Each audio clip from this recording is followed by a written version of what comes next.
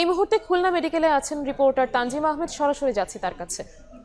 তানজিম, খুলনা অঞ্চলেও হামের প্রাদুর্ভাব বাড়তে শুরু করেছে। বিভিন্ন উপসর্গ নিয়ে মেডিকেল কলেজ হাসপাতালগুলোতে ভর্তি হচ্ছেন শিশুরা, এবং ঠিক কিছুক্ষণ আগেই আমরা খুলনা মেডিকেল কলেজ হাসপাতালে রয়েছি। সেখানে ৩-৪ মিনিট আগে একটি হামের উপসর্গ নিয়ে একজন শিশুর মৃত্যুর ঘটনা ঘটে। এই নিয়ে খুলনা মেডিকেল কলেজ হাসপাতালে মোট 2 জন শিশু মারা গেল, অর্থাৎ গত বৃহস্পতিবারও বিভিন্ন উপসর্গ নিয়ে একটি শিশুর মৃত্যু হয়। খুলনা মেডিকেল কলেজ হাসপাতালে আজকের দিনে এখন পর্যন্ত 33 জন রোগী ভর্তি রয়েছে হামের বিভিন্ন উপসর্গ নিয়ে। গত বৃহস্পতিবার এই সংখ্যা ছিল 24, অর্থাৎ এটি যে প্রতিনিয়ত সংখ্যা আসলে বাড়ছে।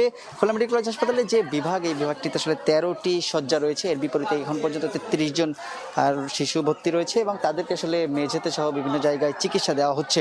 এবং আমরা রোগী স্বজনদের সাথে কথা বলেছি। আসলে তারা যখন উপসর্গগুলো বুঝতে পারছেন তখন আসলে তারা নিয়ে আসছেন, এবং কোনো রোগী আসলে অবস্থা জটিল হয়ে যাচ্ছে, তাদেরকে অন্যত্র আসলে উন্নত চিকিৎসার জন্য স্থানান্তর করা হচ্ছে। এবং তারা বলছেন যে শিশুদের বিভিন্ন যে উপসর্গ, এই উপসর্গগুলো দেখা গেলে তারা দ্রুতই চিকিৎসকের পরামর্শ নিচ্ছেন। কোনো রোগী আসলে 4-5-10 দিন পর্যন্ত তারা বাড়িতে রেখে চিকিৎসা চেষ্টা করেছেন। এই কারণে আসলে তাদের অবস্থা আরও কিছুটা জটিলতার দিকে যাচ্ছে। এবং গত 24 ঘন্টায় কিন্তু খুলনা মেডিকেল কলেজ হাসপাতাল থেকে একজন ছাড়পত্র পেয়েছেন, অর্থাৎ একটি শিশু সুস্থ হয়েছে। এর বাইরে আসলে তাদের যে চিকিৎসা সেটি এখানে চলছে। অনেকেই আসলে অক্সিজেন সহ বিভিন্নভাবে শ্বাসকষ্ট রোগী হচ্ছে, তাদেরকে সুস্থ রাখার চেষ্টা করা হচ্ছে। তো খুলনা মেডিকেল কলেজ হাসপাতাল থেকে যে হামের উপসর্গের খবর আমার কাছেই ছিল সর্বশেষ। খুলনা মেডিকেল থেকে সরাসরি যুক্ত হয়েছিলেন সহকর্মী তানজিম আহমেদ।